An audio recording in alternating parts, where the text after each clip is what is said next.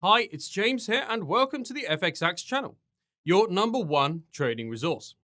As always, we will be providing transparent and informative content without the BS.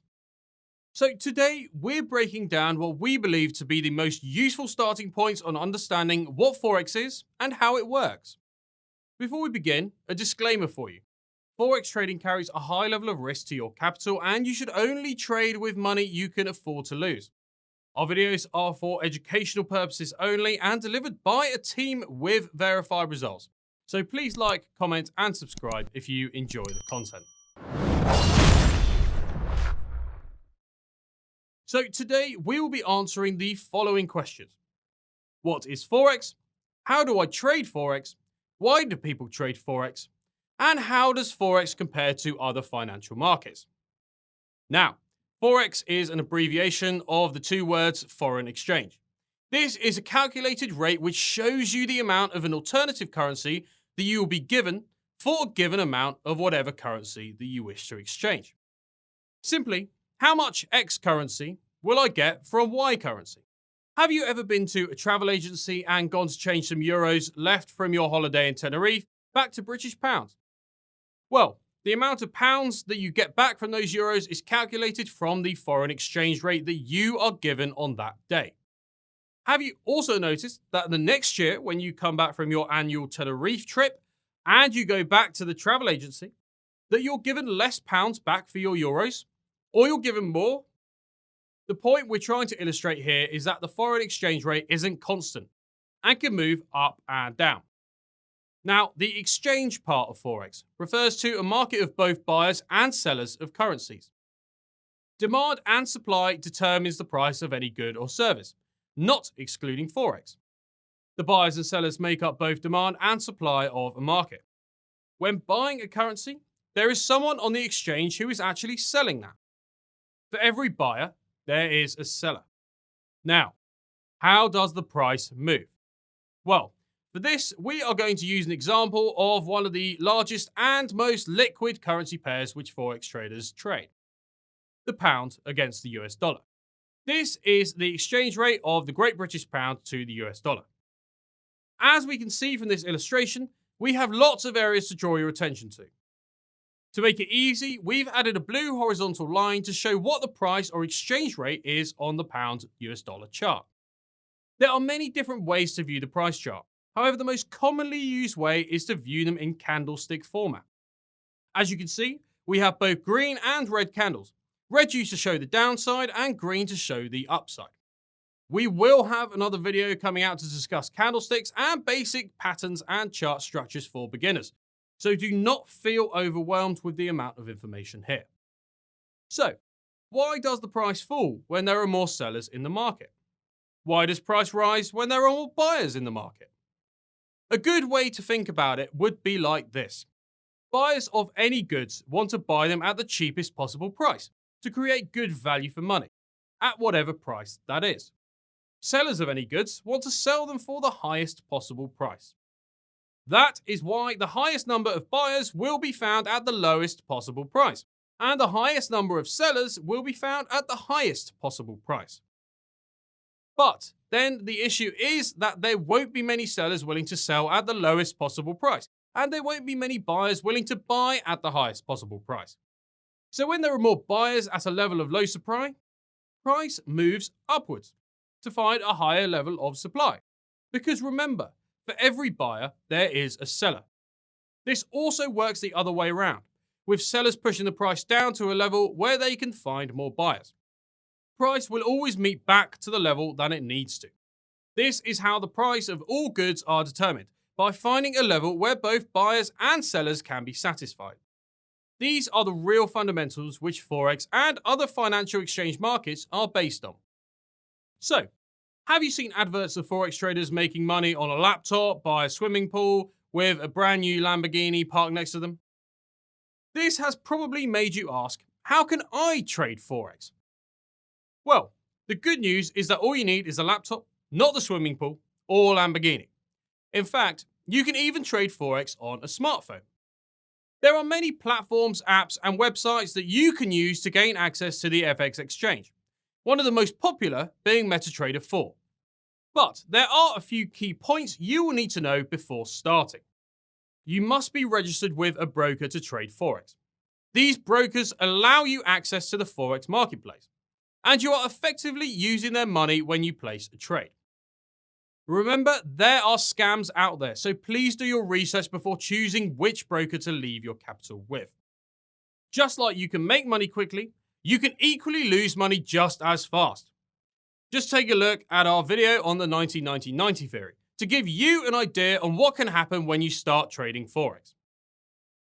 Check what leverage account you are using. You can see this is presented as a ratio, for example 50 to 1, 100 to 1, 200 to 1, or even 500 to 1. This is why traders can make and lose a lot of money very quickly.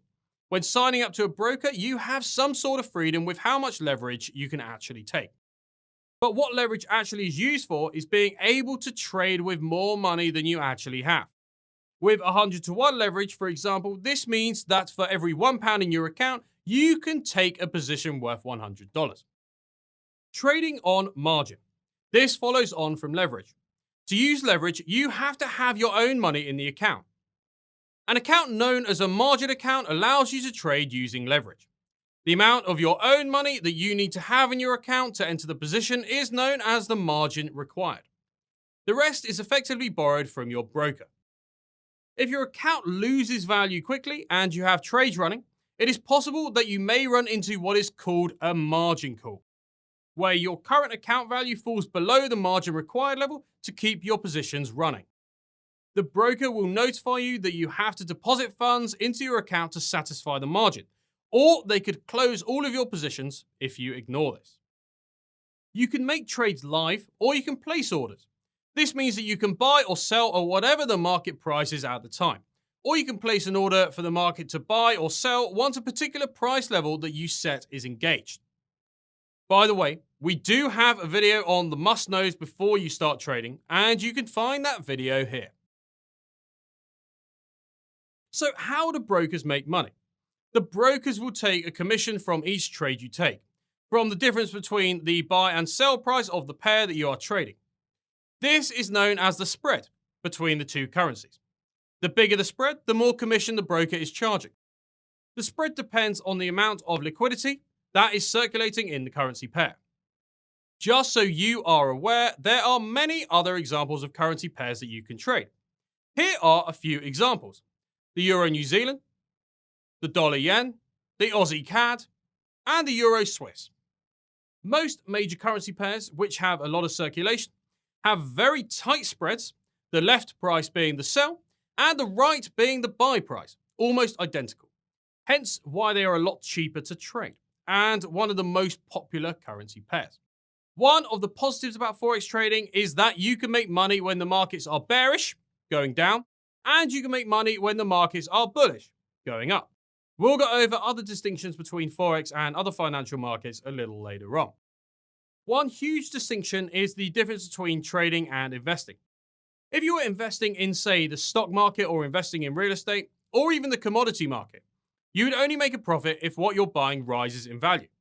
However, with Forex trading, you are taking a position of speculation on what you believe will happen, without actually owning either currency. This is known as spread betting. However, you can also trade Forex using CFDs, short for contract for difference. There are also different trading hours in the Forex market compared to the stock market. The Forex market is open Sunday to Friday, opening at 10 p.m. on Sunday GMT and closing at 10 p.m. on Friday GMT. When time zones overlap, this can create great volatility areas in the market. The stock market, on the other hand, is open 8 a.m. to 4:30 p.m. on Monday to Friday for UK stocks. This is where Forex has a benefit over stocks, as you have access to the whole market in this time period with FX, whereas stocks are limited to open and close times within Monday to Friday. This brings us onto one of the most important aspects of trading: pips. You may have heard this word used before. It simply means point in percentages. These are the figures used to show a change in price and are how all traders count for price change.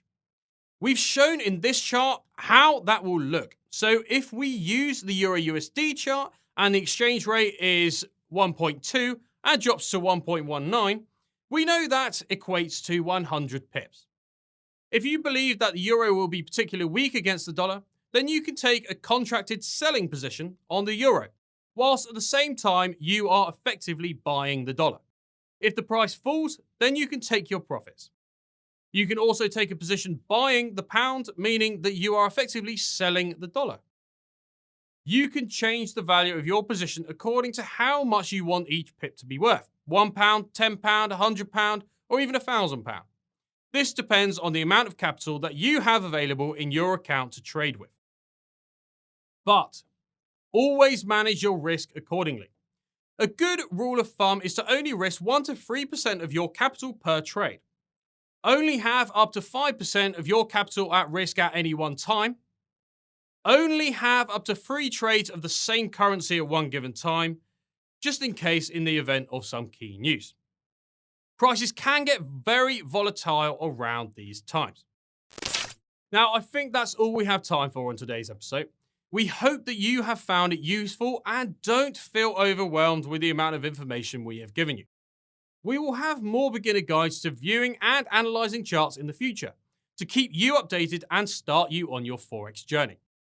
Thank you for watching, guys, and see you next time.